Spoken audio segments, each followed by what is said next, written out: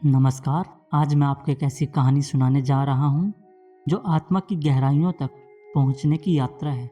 यह कहानी चांदोग्या उपनिषद से ली गई है, जहाँ प्रजापति और इंद्र के बीच आत्मा का गहन संवाद होता है। यह कहानी सिर्फ पौराणिक नहीं है, बल्कि हर इंसान की उस यात्रा को दर्शाती है जो सच्चे आत्मज्ञान की खोज में निकलता है। तो आइए इस कथा को सुनते हैं और आत्मा के रहस्यों को समझते हैं। प्रजापति, जो सृष्टि के रचयिता माने जाते हैं, एक दिन घोषणा करते हैं कि जो आत्मा को जानता है वह सर्वोच्च आनंद प्राप्त करता है। इस घोषणा को सुनकर इंद्र और विरोचन, दो महान देवता, आत्मा का ज्ञान प्राप्त करने के लिए प्रजापति के पास आते हैं। वे जानना चाहते थे कि आत्मा क्या है। प्रजापति उन्हें आत्मा का रहस्य समझाने से पहले एक कठिन परीक्षा में डालते हैं। वे दोनों से कहते हैं कि 32 वर्ष तक ब्रह्मचर्य का पालन करो और फिर आत्मा का रहस्य तुम्हारे सामने प्रकट होगा। और फिर क्या था, इंद्रदेव और विरोचन बिना किसी सवाल के तपस्या करने लगते हैं। 32 वर्षों बाद इंद्र और विरोचन तपस्या पूरी करके प्रजापति के पास लौटते हैं।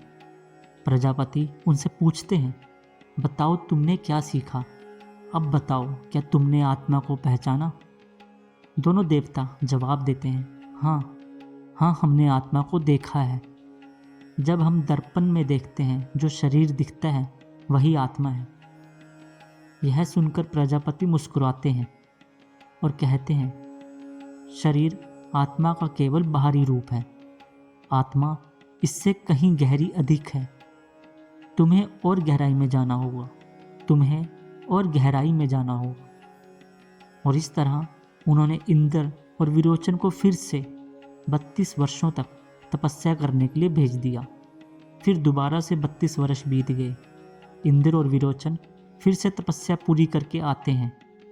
इस बार वे कहते हैं कि हमने जाना है, आत्मा वही है जो हम सोचते हैं, जो विचार करते हैं, जो हमारा मन है, वही आत्मा है। प्रजापति एक बार फिर उन्हें निराश करते हैं और कहते हैं, मन भी आत्मा नहीं है। मन तो केवल शरीर का एक साधन है, आत्मा इससे भी परे है। अब यहाँ पर इंद्र और विरोचन के बीच अंतर शुरू हो जाता है।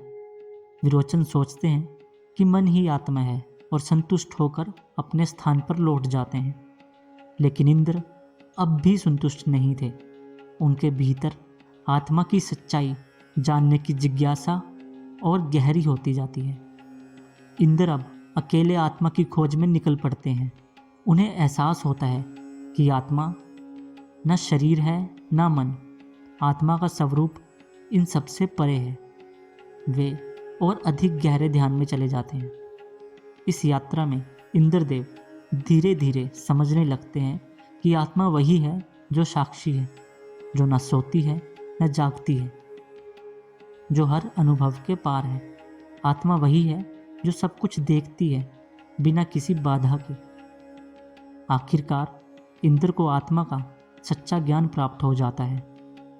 इंद्रदेव को यह बोध होता है कि आत्मा असीम, शाश्वत और आनंद का स्रोत है। वह न शरीर है न मन, वह सब कुछ जानने वाला, सबका साक्षी है। इंद्र इस ज्ञान को अपने साथ देवताओं के पास ले जाते हैं। और वहीं दूसरी तरफ विरोचन, जिसने केवल शरीर और मन को आत्मा माना था, वह अपनी सीमित समझ के साथ लौटता है और असुरों के बीच गलत ज्ञान फैलाता है। तो यह थी प्रजापति और इंद्र की कहानी, जो हमें यह सिखाती है कि आत्मा की खोज सिर्फ एक साधारण यात्रा नहीं, बल्कि एक गहन अनुभव है।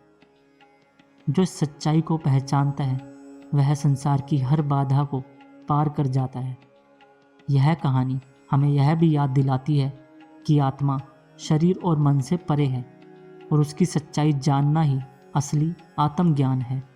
इस कहानी के साथ हम आपको यह सोचने के लिए प्रेरित करना चाहते हैं कि हम केवल अपने शरीर और मन को ही सच्चाई मानते हैं, या हम आत्मा के गहरे रहस्यों को पहचानने की यात्रा पर निकलने के लिए तैयार हैं। आशा है कि आपको आज की यह कथा प्रेरणा देगी। अगर आपको यह कहानी पसंद आई हो तो इस चैनल के साथ जुड़े रहें। धन्यवाद।